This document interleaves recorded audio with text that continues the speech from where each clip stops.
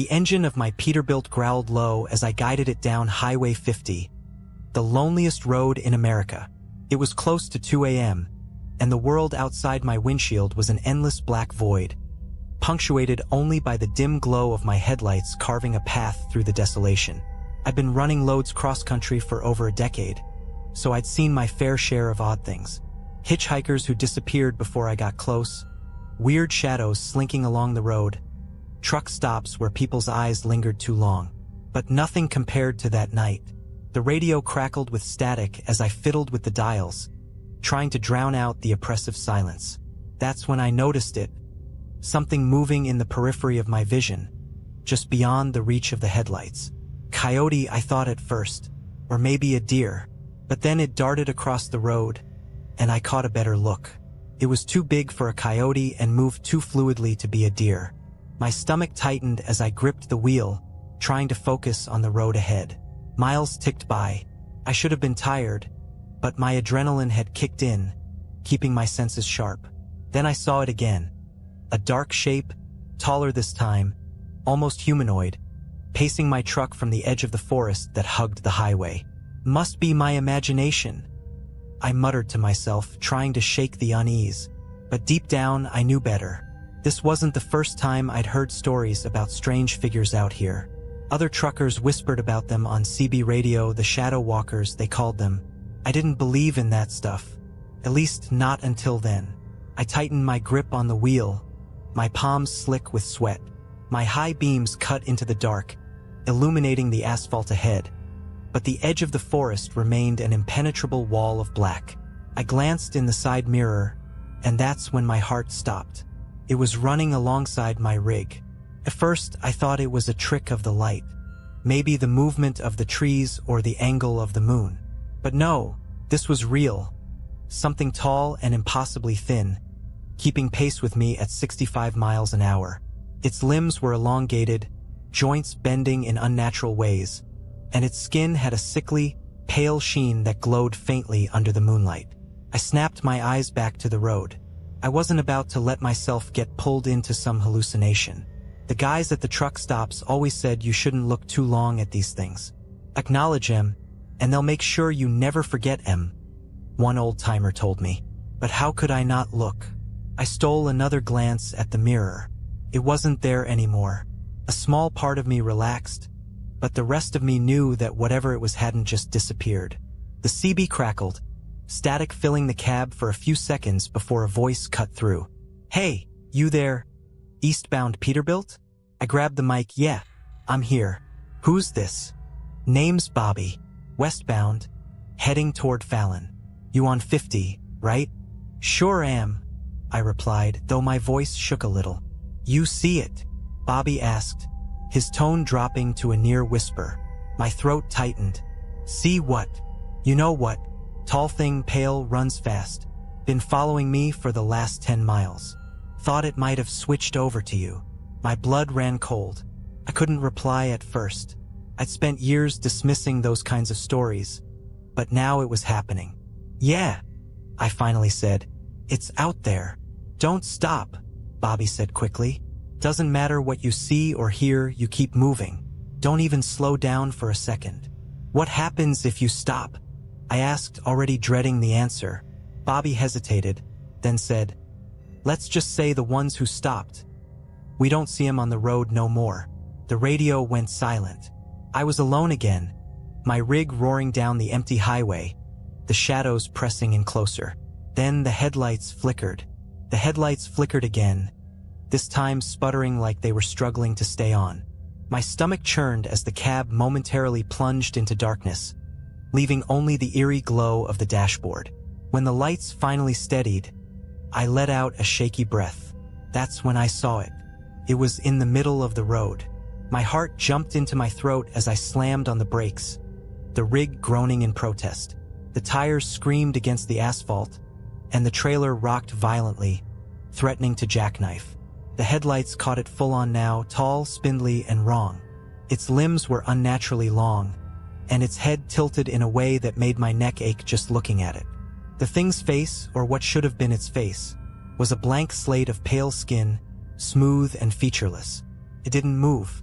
just stood there, right in my path, like it was daring me to come closer. I fumbled for the mic. "Bobby, you there?" Static. "Bobby," I shouted, my voice cracking. "It's in front of me, man. What the hell do I do?" The radio hissed for a second, and then Bobby's voice came through, faint and distorted. "Don't stop." Too late. My rig had rolled to a stop about 30 feet from the thing. My pulse pounded in my ears as I stared at it, willing it to disappear. Took a step forward. Couldn't look away. My hands gripped the wheel so hard that my knuckles turned white. The thing's movements were jerky, unnatural, like a puppet with invisible strings. It took another step, then another, until it was close enough that I could see the way its skin seemed to shimmer, like oil on water. The CB crackled again. "It knows you see it," Bobby said, his voice barely audible over the static. "You're in its game now. Only one way out." "What way?" I whispered, my voice trembling. "Drive," he said. "No matter what, you drive." The thing was now only a few feet from my hood. Its head tilted sharply to one side, then the other, as though it was studying me. Slowly, it raised one unnaturally long arm and pointed directly at me. My instincts screamed at me to floor it, but I was frozen in place. Then it did something that broke me. It leaned forward, pressing its featureless face against the windshield. I could hear the faint creak of the glass under the pressure, and for the first time, I saw something in that blank void of a face. A faint ripple, like something was pushing from the inside. It was smiling. The smile stretched wider, warping the blank surface into something grotesque. It wasn't just a smile. It was a mockery of one, impossibly large and full of jagged, uneven teeth that seemed to materialize from nowhere. My breath hitched, and my vision blurred as panic set in. "Drive!" Bobby's voice roared through the CB, cutting through the static and my terror. "Now or it'll take you." That snapped me out of it. I slammed my foot down on the accelerator. The engine roared as the truck lurched forward, the sudden movement throwing me back into my seat. The thing didn't flinch. It stood its ground, letting the hood of my rig close the distance. For a heart-stopping second, I thought I was about to hit it, but just as the grill was about to make contact, it vanished, like smoke sucked into a vacuum. I didn't wait to question it. My truck barreled down the highway, the engine roaring louder than my pounding heartbeat. I kept my foot on the gas, pushing the rig faster than I'd ever dared before. The trailer swayed dangerously, and the tires screamed around bends, but I didn't care. I just needed to get as far away from that thing as possible. The CB crackled again. "It's not gone," Bobby said. His voice was strained, like he was running or fighting to stay calm. "It'll try to get back in. Stay on the road. Don't stop for nothing." "What the hell is it?" I shouted into the mic, glancing nervously at the mirrors. My headlights lit up the empty highway, but I couldn't shake the feeling that I wasn't alone. Bobby hesitated. "We call 'em shadow riders. They latch on to folks like us. Loners on the road, people who can disappear without anyone noticing. If it catches you..." He trailed off, the implication clear. "How do I lose it?" I demanded. "You don't," he said grimly. "You just keep moving. Sunrise'll drive it off. But until then..." His voice broke up, replaced by static. "Bobby," I shouted. "Bobby." Silence. The CB was dead. I was alone again, hurtling through the night on a highway that felt like it stretched into infinity. The shadows on the edge of the road seemed to pulse and shift, like they were alive. Every so often, I thought I saw movement, quick flashes of that spindly figure darting between the trees, keeping pace with me. Then came the tapping. It started faint, like a soft rain on the cab, but it grew louder, more deliberate. Tap, tap, tap. My chest tightened as I realized the sound wasn't coming from the roof. It was coming from the passenger side window. I glanced over, and my stomach dropped. It was there, clinging to the side of the cab. Its long, pale fingers pressed against the glass, leaving smudges that glowed faintly under the moonlight. Its head was tilted, that awful smile still etched across its face. The tapping turned into scratching as its fingers dragged across the window, the sound setting my teeth on edge. I swerved hard, trying to shake it off, but it clung on like it was glued there. "Get off!" I screamed, my voice cracking. I swung the rig into the oncoming lane, then back into my own, the trailer fishtailing dangerously. Still, it held on, its face pressed against the glass, teeth bared in that impossible grin. The sun. I needed to make it to sunrise. My rig barreled down the highway, tires screaming as I pushed the engine harder than I ever had before. The thing clinging to my cab didn't falter, its long limbs contorting as it shifted its position.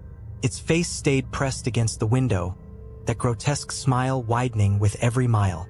I couldn't look at it anymore. The sight of its face did something to me, like it was worming its way into my mind, twisting my thoughts. Instead, I focused on the road ahead, praying for the faintest hint of dawn on the horizon. Then the scratching stopped. A chill ran down my spine as I realized the thing wasn't on the window anymore. I risked a glance at the side mirror. Nothing. My heart pounded as I checked the rearview mirror. Still nothing. But the sense of being watched hadn't left me. "Where are you?" I muttered, my voice trembling. My fingers gripped the wheel so tightly that my knuckles ached. That's when I heard it. A soft creak above me. My breath caught in my throat. It was on the roof. The rig swayed as I swerved instinctively, trying to shake it off, but the sound of its movements only grew louder. I could hear its limbs scraping against the metal, its weight shifting as it crawled toward the windshield. My heart felt like it was going to explode as I saw its pale hand appear at the top of the glass, its fingers curling unnaturally. Then its face came into view, upside down, staring at me through the windshield, that terrible smile wider than ever. Its head tilted to an impossible angle, and its blank, rippling face seemed to shimmer, as if something beneath the surface was struggling to break free. "Drive," I whispered to myself, my voice shaky. "Just keep driving." The road stretched endlessly ahead, but something changed. The first faint rays of dawn began to creep over the horizon, painting the sky in soft hues of pink and orange. Relief surged through me. Sunrise was coming. Maybe I'd make it. The creature's smile faltered. His head tilted again, this time snapping sharply to one side as if it had heard something I couldn't. Its limbs twitched, and for the first time, I saw hesitation in its movements. It lingered for a moment longer, then let out a low, guttural sound that reverberated through the cab. And then it was gone. I didn't see it jump or fade away. It simply vanished, like it had never been there. The cab was silent except for the rumble of the engine and my ragged breathing. I didn't slow down. Not until the sun was fully up and the shadows had retreated to the edges of the world. When I finally pulled into a truck stop, I stumbled out of the cab, my legs shaking so badly that I could barely stand. Other truckers gave me strange looks, but I didn't care. I just needed to feel the sun on my face, to remind myself that I was still alive. Back in the cab, I noticed the passenger side window. The smudges were still there. Faint, glowing handprints that refused to fade, no matter how much I scrubbed. You'd think an experience like that would make me swear off trucking entirely, right? Truth is, it almost did. For weeks, I couldn't sleep. I kept seeing that thing in my dreams, its blank face and that horrifying smile. Every time I climbed back into the cab, I felt like it was still with me, watching from the shadows. But bills don't pay themselves, and life on the road was all I knew. I stuck to daylight runs after that, but even then, I couldn't shake the paranoia. Every time I passed a stretch of dense forest or an empty rest stop, I half expected to see it lurking, waiting for the sun to dip below the horizon.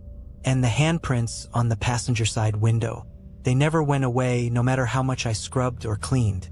It was like a permanent reminder, a warning. A few months later, I ran into Bobby at a truck stop in Kansas. He was sitting alone in the corner of the diner, nursing a cup of coffee that looked like it had gone cold hours ago. His face was pale, and his eyes had the haunted look of someone who'd seen things no one should ever see. "Bobby," I said, sliding into the booth across from him. He looked up, his eyes narrowing in recognition. "You're still alive," he said flatly, his voice rough. "Yeah, Thanks to you. I gestured to the waitress for a coffee. What about you? You still running into them? He nodded slowly, his fingers trembling as he lifted his mug. They don't let go easy.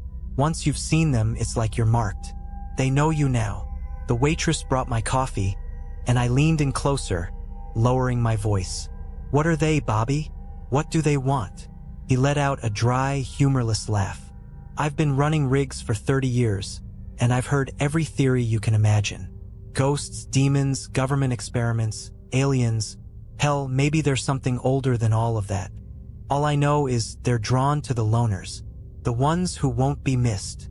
I shivered, remembering how it had clung to my truck, how it had smiled at me. What happens if they catch you? Bobby's expression darkened. You don't want to know. He drained the last of his coffee and slid out of the booth. Stay safe, kid.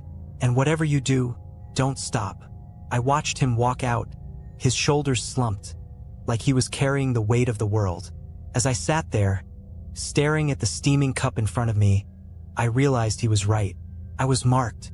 I'd seen them and they'd seen me. The next few years were quiet for the most part.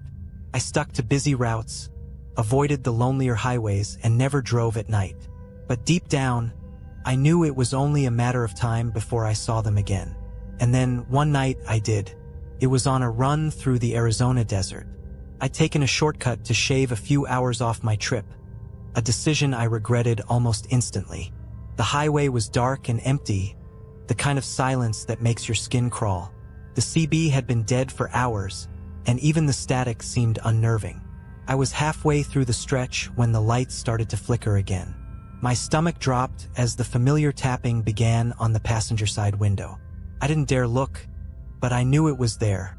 The tapping turned into scratching, and then a faint, muffled sound. The low, guttural growl I'd heard that night on Highway 50. My hands clenched the wheel as I pressed harder on the accelerator, the rig groaning as it climbed to speeds it wasn't built for. The growl grew louder, and I knew it wasn't just one this time. There were more of them. I didn't look. I didn't stop. I just kept driving, the shadows closing in around me, the growls echoing in my ears.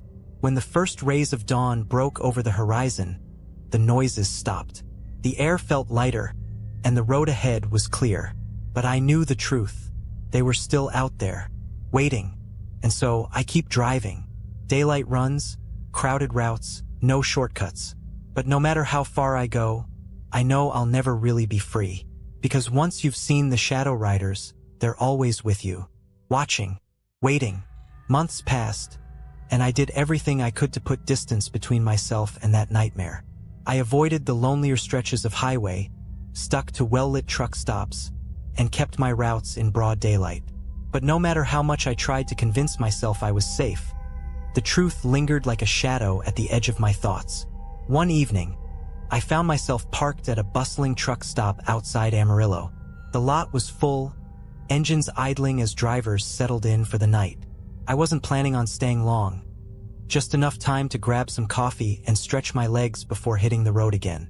Inside the diner, the smell of burnt coffee and greasy bacon was comforting in its familiarity. I slid into a booth near the window and ordered a black coffee, trying to shake the heavy feeling in my chest. The sun was setting, the sky outside painted in shades of orange and red, and I knew I needed to leave before darkness fell. That's when I saw her. She was sitting alone at the counter, a petite woman with curly red hair that framed her face like a halo. Her eyes were fixed on a cup of coffee in front of her, and there was a tension in her shoulders that I recognized all too well. She looked like someone who had seen the things I'd seen. I hesitated, then grabbed my coffee and walked over. "Mind if I sit?"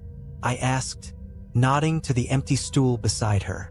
She glanced at me, her eyes narrowing slightly before she shrugged. "Suit yourself. Name's Jack," I said, offering a small smile. She didn't respond, just sipped her coffee in silence. After a few moments, I added, "You look like someone who's been on the road too long." That got her attention. She turned to face me, her eyes sharp and searching. "What do you know about being on the road?" she asked, her voice low. "More than I'd like," I said. Seen my fair share of strange things out there. Her lips pressed into a thin line, and she looked away. For a moment, I thought I'd lost her. But then she said, "You ever heard of the Shadow Riders?" The words hit me like a punch to the gut. I stared at her, my heart racing. "Yeah," I said quietly. "I've seen them." She nodded slowly, like she'd been expecting that answer. "They don't let go, you know. Once they've found you." "I know," I interrupted, my voice barely above a whisper. "What about you? They still following you?" Her expression darkened. "They never stopped, but I've learned a few things about them. Ways to keep them at bay." My pulse quickened. "What kind of ways?"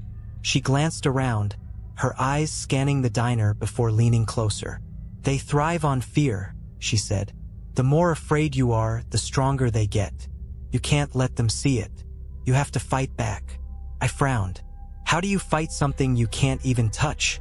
Her lips curled into a small, bitter smile.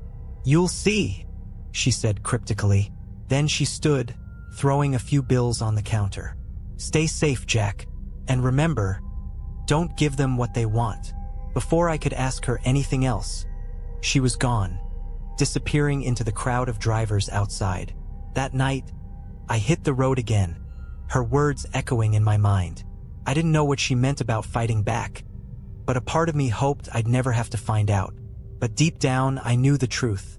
They weren't done with me yet. The next few weeks were a blur of sleepless nights and restless days. I stuck to safe routes, kept to daylight, and avoided stretches of road that felt too quiet. But no matter how careful I was, I couldn't shake the feeling that something was watching me. It was late one afternoon when I took a route through Nevada, a familiar highway that felt a little too empty for comfort. The desert stretched endlessly on either side, the road shimmering in the heat. The sun was setting fast, and I knew I wouldn't make it to the next truck stop before dark. A rookie mistake, but I had deadlines to meet. As the last light of the sun dipped below the horizon, the first flicker of headlights caught my attention. My stomach dropped. The shadows on the edge of the road seemed to thicken, growing darker and denser. I tightened my grip on the wheel, my breath coming faster. Then I heard it, the tapping. This time, it wasn't just on the passenger side window. It was on the roof, the back of the cab, the doors. It was everywhere, a cacophony of noises that made my heart race. I refused to look in the mirrors, refused to acknowledge what I knew was out there. "Don't give them what they want," I whispered to myself, repeating the red-haired woman's words like a mantra. The scratching grew louder, and then a low, guttural growl reverberated through the cab. I clenched my jaw, forcing myself to focus on the road ahead. "You don't control me," I said aloud, my voice steadying. "You don't get to win." As if in response, the growling intensified. The shadows seemed to press in closer, and I caught glimpses of them in my peripheral vision. Long limbs, featureless faces, that same impossibly wide smile. My skin crawled, but I held my ground. I slammed my fist against the dashboard. "You hear me? You don't scare me." My voice echoed through the cab, defiant and raw. The tapping stopped. For a brief, terrifying moment, everything went completely silent. Even the rumble of the engine seemed muted. Then the shadows began to recede, melting back into the darkness beyond the headlights. The road ahead was clear again, and the oppressive weight in the air lifted. I didn't slow down. I didn't stop until I reached the next truck stop, my heart still pounding in my chest. When I finally stepped out of the cab, the cool night air hit me like a slap, grounding me. Inside the truck stop diner, I found a booth in the corner and ordered the strongest coffee they had. I was still shaking when a waitress approached, a friendly smile on her face. "Rough night?" she asked. "You could say that," I muttered, staring into the black coffee. "Well, you made it here in one piece. That's what matters." She patted my shoulder and walked away, leaving me to my thoughts. As I sat there, I realized something had changed. For the first time since that night on Highway 50, I didn't feel their presence. I didn't feel watched. The memory of their blank faces and twisted smiles would always haunt me, but I'd faced them, and I'd won. "They thrive on fear," I thought, repeating the woman's words. If you don't give them what they want, they have no power. I still drive the highways. It's in my blood, and I don't know how to be anything else. But I don't fear the shadows anymore. If they come for me again, I'll be ready, because now I know their secret, and I'll never stop driving.